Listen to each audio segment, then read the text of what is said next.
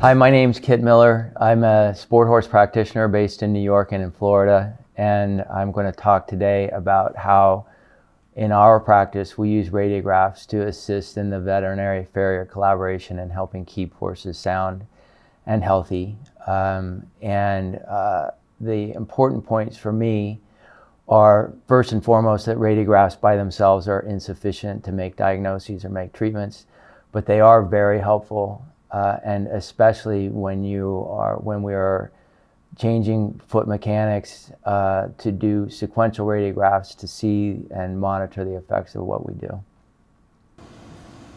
How important is the vet-farrier relationship when you're collaborating with one another?